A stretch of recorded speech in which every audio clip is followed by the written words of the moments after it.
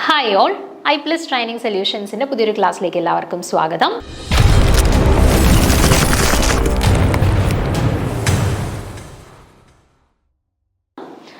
അപ്പം നമ്മൾ ഇന്നത്തെ ക്ലാസ്സിൽ ഡിസ്കസ് ചെയ്യാനായിട്ട് പോകുന്നത് തെർമോഗ്രാവിമെട്രിയാണ്. നിങ്ങൾക്കറിയാം, നമ്മുടെ സിലബസിനകത്ത് ഇലക്ട്രോ അനലിറ്റിക്കൽ മെത്തേഡ്സ് ഒക്കെ കൊടുത്തിട്ടുണ്ട്. നമ്മുടെ തെർമോഗ്രാവിമെട്രി, ഡിഫറൻഷ്യൽ തെർമൽ അനാലിസിസ് DTA, അതുപോലെ ഡിഫറൻഷ്യൽ സ്കാനിങ് കലോറിമെട്രി DSC, അങ്ങനെയുള്ള കുറേ മെത്തേഡ്സ് ഒക്കെ നമ്മുടെ സിലബസിൽ കൊടുത്തിട്ടുണ്ട്. ആൻഡ് ഷുവർ ആയിട്ടും ഒന്നോ രണ്ടോ ചോദ്യങ്ങൾ ഈ ഒരു സെക്ഷനുമായിട്ട് ബന്ധപ്പെട്ട് നമ്മുടെ എല്ലാ തവണത്തെയും സെറ്റ് എക്സാമിന് ചോദിക്കാറുമുണ്ട്.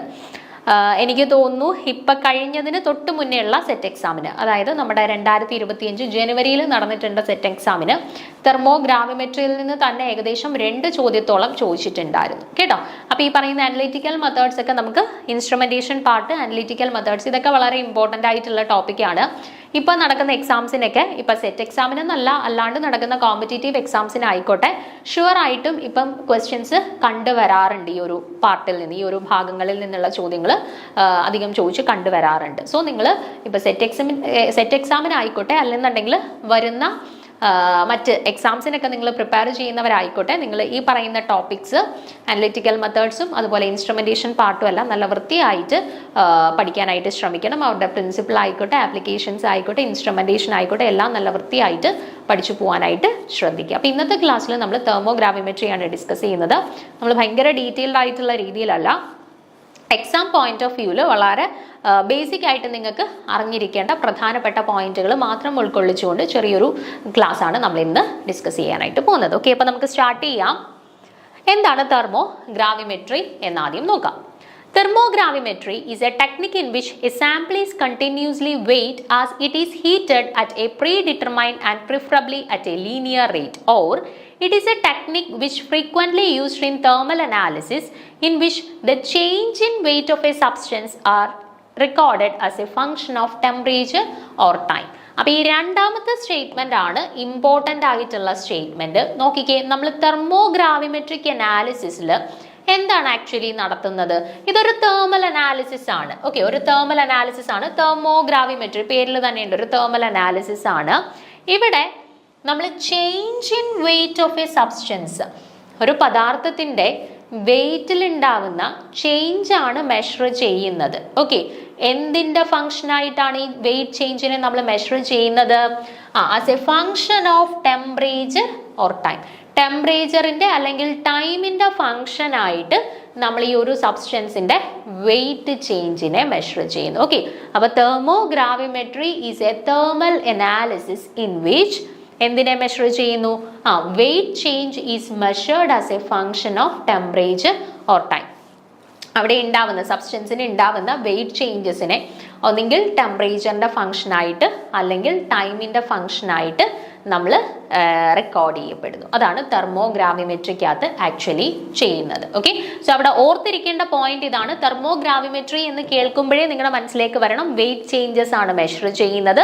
ആൻഡ് വിത്ത് റെസ്പെക്ട് ടു എന്താണ്? ടെമ്പറേച്ചർ ഓർ ടൈമിന് വിത്ത് റെസ്പെക്ട് ആയിട്ടാണ് വെയിറ്റ് ചേഞ്ചസ് മെഷർ ചെയ്യുന്നത്. Okay, so the resulting wait change versus temperature curve so obtained provides information regarding the thermal stability and composition of the original material, the composition and thermal stability of the intermediate compounds and the composition of the residues. And ഈ പറയുന്ന graphically ഇത് plot ചെയ്യുന്നതിൽ നിന്നും, ഈ പറയുന്ന weight changes versus temperature or weight change versus time നമ്മൾ plot ചെയ്യുന്നത് വഴി നമുക്ക് എന്തൊക്കെ കാര്യങ്ങൾ ഈ ഒരു കർവിൽ നിന്ന് നമുക്ക് ഐഡന്റിഫൈ ചെയ്യാനായിട്ട് സാധിക്കും? നോക്കിക്കേ, തെർമൽ സ്റ്റെബിലിറ്റി അല്ലെങ്കിൽ composition of the original material. നമ്മൾ ഇനിഷ്യലി ഏത് സബ്സ്റ്റൻസിന്റെ വെയിറ്റ് ചേഞ്ചസ് ആണോ നമ്മൾ മെഷർ ചെയ്തത്, അതിൻ്റെ തേർമൽ സ്റ്റെബിലിറ്റി അല്ലെങ്കിൽ അവരുടെ ഒറിജിനൽ കോമ്പോസിഷൻ നമുക്ക് മെഷർ ചെയ്യപ്പെടാൻ സാധിക്കും ഈ ഒരു മെത്തേഡ് വഴി. അതേപോലെ തന്നെ അവിടെ എന്തെങ്കിലും ഇന്റർമീഡിയറ്റ് കോമ്പൗണ്ട്സ് ഫോം ചെയ്യുന്നുണ്ട് എന്നുണ്ടെങ്കിൽ ആ ഇന്റർമീഡിയറ്റ് കോമ്പൗണ്ടുകളുടെ തേർമൽ സ്റ്റെബിലിറ്റിയും കോമ്പോസിഷൻസും നമുക്ക് മെഷർ ചെയ്യാനായിട്ട് സാധിക്കും.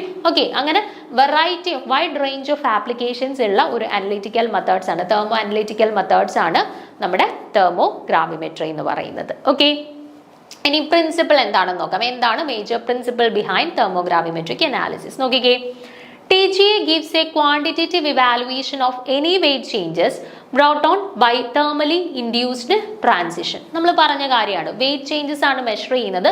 നമ്മളൊരു thermally induced ചേഞ്ച് ഒരു പദാർത്ഥത്തിലേക്ക് കൊടുക്കുന്ന സമയത്ത് ഈ thermally നമ്മളൊരു ചേഞ്ച് അല്ലെങ്കിൽ ഒരു മാറ്റം അവിടെ ഇൻഡ്യൂസ് ചെയ്തതാണ്. അതിന്റെ ഭാഗമായിട്ട് ആ പദാർത്ഥത്തിന്റെ വെയിറ്റിൽ എന്തൊക്കെ ചേഞ്ചസ് സംഭവിച്ചു അതാണ് നമ്മൾ ആക്ച്വലി ഇവിടെ പ്ലോട്ട് ചെയ്യപ്പെടുന്നത്. Okay, the method involves heating a sample at a controlled rate, that is, for a substance with a non-initial weight, the temperature is raised steadily and at various time intervals the weight changes are recorded as a function of temperature. Okay, നമ്മളിവിടെ ഏത് പദാർത്ഥത്തിൻ്റെ ആണോ thermal analysis ചെയ്യാനായിട്ട് പോകുന്നത് ആ പദാർത്ഥത്തിനെ നമ്മൾ pre determined ആയിട്ട് wait എടുക്കും. Already initially അവരുടെ വെയിറ്റ് എടുക്കും. എന്നിട്ട് നമ്മൾ അവരുടെ നമ്മളെ സാമ്പിളിനെ പ്രോപ്പറായിട്ട് ഫേർണസിൽ വെക്കും. അതിനുശേഷം നമ്മൾ ഇവരെ ടെമ്പറേച്ചർ സ്റ്റഡി ആയിട്ട് റൈസ് ചെയ്ത് കൊണ്ടുവരും. ഓക്കെ, ഇവരുടെ ടെമ്പറേച്ചറിനെ നമ്മൾ സ്റ്റഡിലി റൈസ് ചെയ്ത് ഉയർത്തിക്കൊണ്ട് വരും. എന്നിട്ട് ഓരോ പർട്ടിക്കുലർ പ്രോപ്പർ ഇൻ്റർവെൽ ടൈംസിൽ നമ്മൾ ഈ പറയുന്ന വെയിറ്റ് ചേഞ്ചസിനെ മെഷർ ചെയ്യും ആസ് എ ഫംഗ്ഷൻ ഓഫ് ടെമ്പറേച്ചറിന്റെ ഫംഗ്ഷൻ ആയിട്ട്. അതായത് നമ്മൾ ടെമ്പറേച്ചർ സ്റ്റഡി ആയിട്ട് കൂട്ടിക്കൊണ്ടു പോവുകയാണ്. ഓക്കെ, ആൻഡ് ഓരോ ഫിക്സ്ഡ് ടൈം ഇന്റർവെല്ലിലും നമ്മൾ ഈ പറയുന്ന ടെമ്പറേച്ചർ ചേഞ്ചസിന് അനുസൃതമായിട്ട് അവർക്ക് ഉണ്ടാവുന്ന വെയിറ്റ് ചേഞ്ചസിനെ മെഷർ ചെയ്യും. എന്നിട്ടാണ് ഇവിടെ പ്ലോട്ട് ചെയ്യുന്നത്. ഓക്കെ, അതാണ് പറഞ്ഞിട്ടുള്ളത്. നോക്കിക്കേ, this method involves heating a sample at a controlled rate.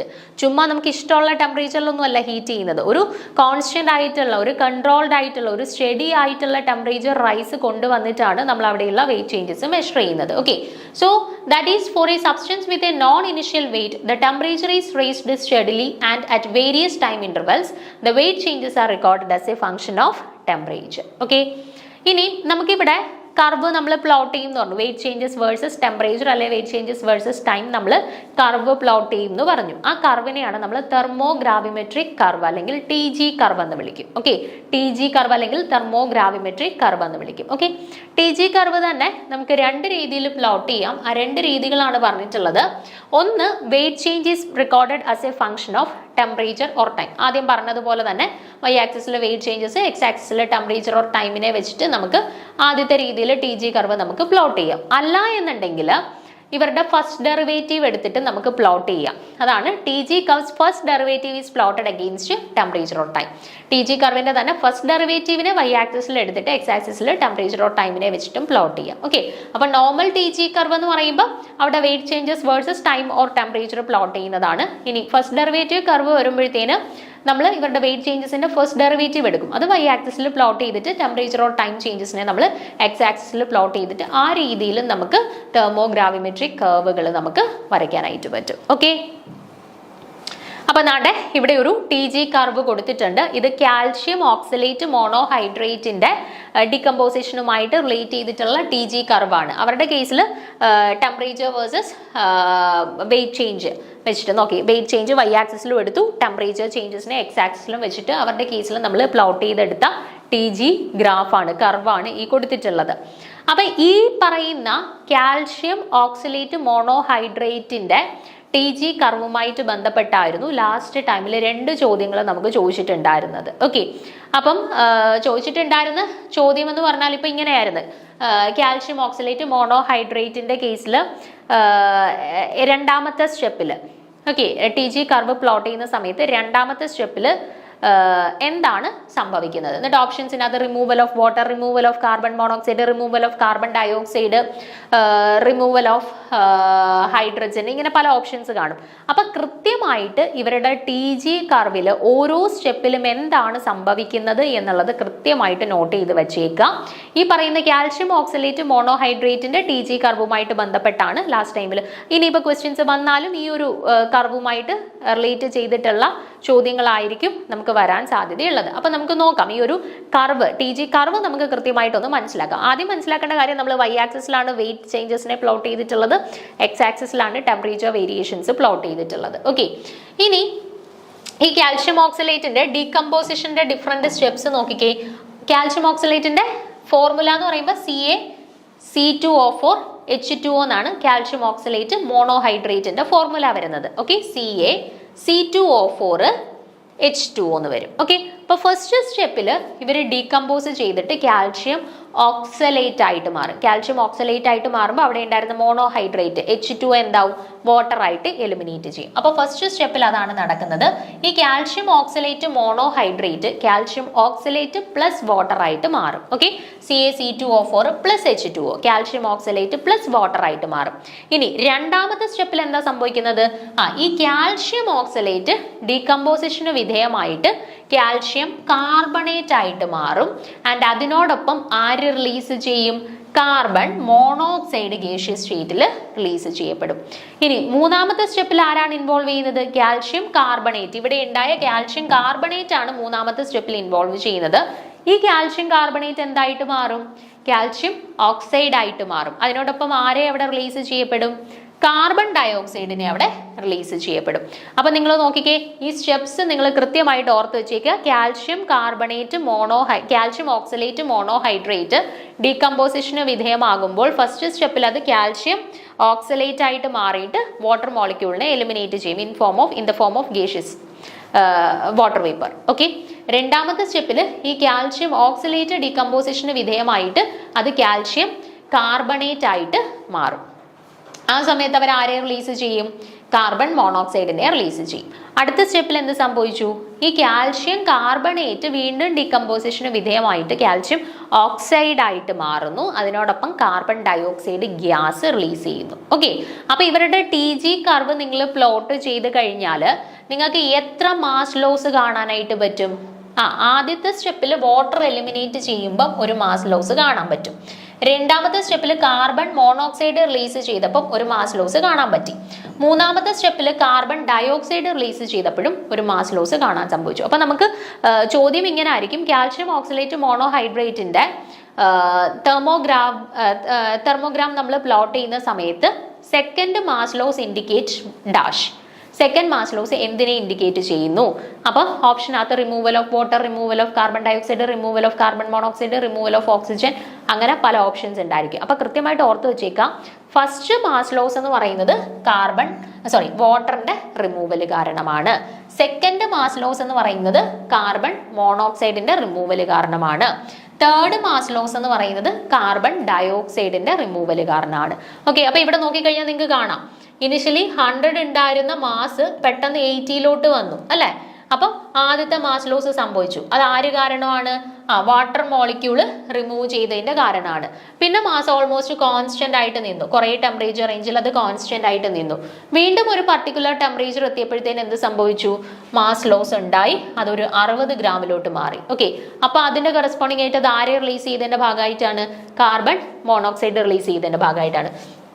വീണ്ടും കുറച്ച് നേരം ടെമ്പറേച്ചർ കോൺസ്റ്റന്റ് ആയിട്ട് നിന്നിട്ട് ഒരു പെർട്ടിക്കുലർ ടെമ്പറേച്ചർ എത്തിയപ്പോഴത്തേന് വീണ്ടും മാസ് ലോസ് സംഭവിച്ചു. ആ മൂന്നാമത്തെ മാസ് ലോസ് ആര് കാരണമാണ്, കാർബൺ ഡയോക്സൈഡ് റിലീസ് ചെയ്തതിന്റെ കാരണമാണ്. വീണ്ടും എന്താണ്, ടെമ്പറേച്ചർ വേരി ചെയ്യുന്നു, പക്ഷെ മാസ് കോൺസ്റ്റന്റ് ആയിട്ട് റിമൈൻ ചെയ്യുന്നു. ഓക്കെ, സോ ഈ രീതിയിൽ 3 മാസ് ലോസ് വരുന്ന രീതിയിലാണ് നമുക്ക് കാൽഷ്യം ഓക്സലേറ്റ് മോണോഹൈഡ്രേറ്റിന്റെ കേസിൽ അവരുടെ TG കർവ് നമുക്ക് പ്ലോട്ട് ചെയ്തെടുക്കാനായിട്ട് സാധിക്കുന്നത്. ഓക്കെ ആണേ. ഇനി നിങ്ങൾക്ക് ഒരു TG കർവ് കണ്ടു കഴിഞ്ഞാൽ അതിനകത്തുള്ള ഓരോ കർവ്സും എന്തിനെയാണ് ഇൻഡിക്കേറ്റ് ചെയ്യുന്നതെന്നാണ് ഈ കൊടുത്തിട്ടുള്ളത്. ഇതൂടെ ജസ്റ്റ് ഒന്ന് നോക്കി വെച്ചേക്കാം.